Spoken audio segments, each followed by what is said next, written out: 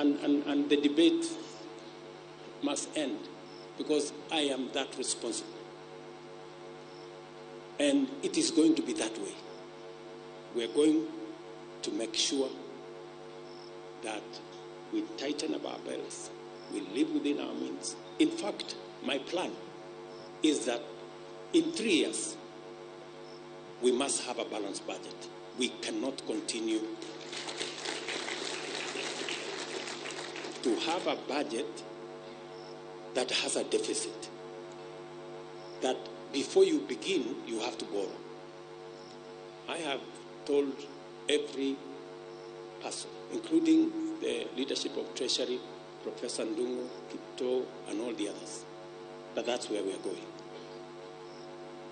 And I'm very proud of the support I get from my economic team, led by Professor Ndi and all the other people there. They're doing a good job. Now, in conclusion, I said, in our national anthem, we pray that we shall flourish in a land of plenty. That is the Kenya we all want, and that is the Kenya we all aspire for. I want to thank you very much for coming for this prayer breakfast. You are the best country that I know.